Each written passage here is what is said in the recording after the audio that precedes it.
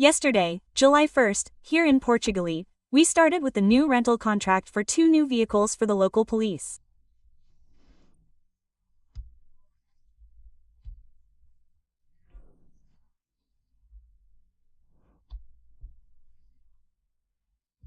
We have a contract that will be for 4 years, and well, one is 2 fully approved vehicles, fully equipped for citizen safety, with a light bridge and meophony, a tetra transmitter connected to the Basque government network, because we have to have communications and permits with the Basque government, a defibrillator, first aid kit, fire extinguisher, flashlights, flexible interior reading light, storage cabinet in the trunk, well anchored in its place in the rear area, with drawers, well structured.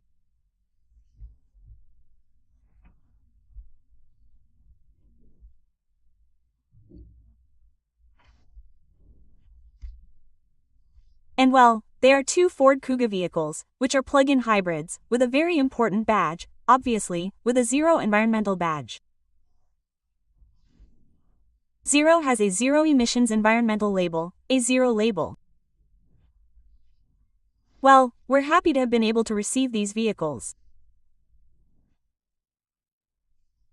Well, we also realized that, well, it has because of what happened to us with that blackout that we had, well, it's also a way of being hybrids that self-recharge.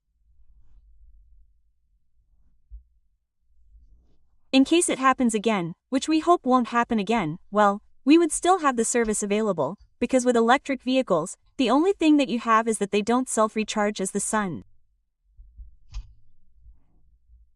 So, just imagine if at that moment we were caught with a low battery, well, with these, that wouldn't happen to us because it would always have enough autonomy to be able to drive, because it has a range of 63 kilometers, right?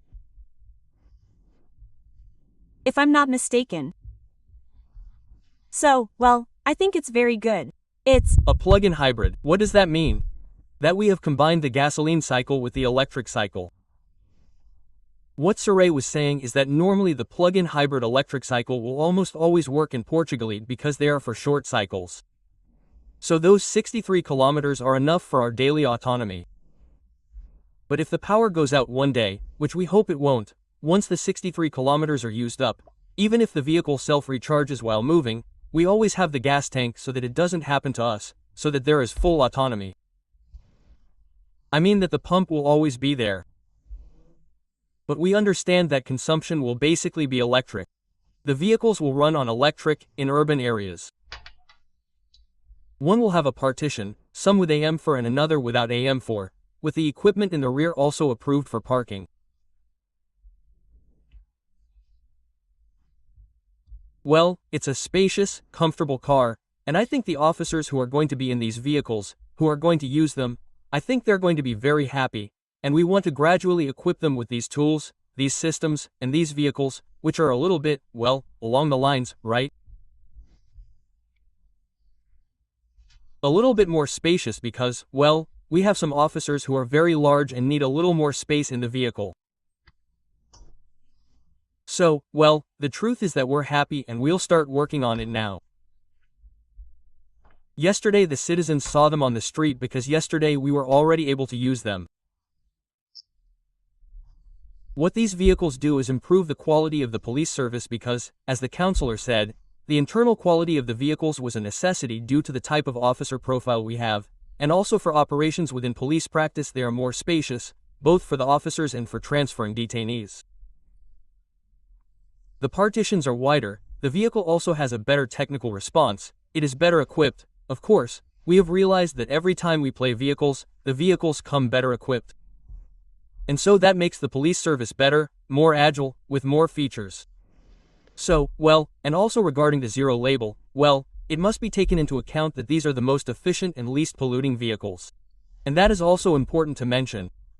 It is true that the city council has also made a financial effort, because we could. But there was a need. Man, the 200 were as expensive as these, of course. Right? But hey, we have to find balances too. They also provide a very good service, Yes. What happens is that, well, in addition, as I say, the contract is 1,473 euros per month, 70,000 euros per year. We do not do the issue of changing vehicles all at once because of the hiring procedures, first of all, and secondly because operationally it is better to change them in stages. That's why there's always a 6-month difference between 2 vehicles and 2 other vehicles, and that's why the Dacias were made approximately 6 months ago and now on July 1st they've been replaced. This contract means that we're also withdrawing 2 vehicles for the municipal coffers. It means that those 70,000 euros for each 2 vehicles, which are 2 batches, means that we also stop paying for the batch that there was of 2 vehicles. In other words, it's not that we're adding 70,000 euros to the expense, but that the expense is also reduced because the previous contract ended on June 30th. It's one for another, right? It's one for another. There, replaced. Okay, and so, at this moment, how many cars does the police have? How many vehicles? Because there are also motorcycles, right? How many vehicles does the Porto Municipal Police have? 4-wheeled vehicles. We have 4 cars plus the van for the reports and then the 2 motorcycles. Amen.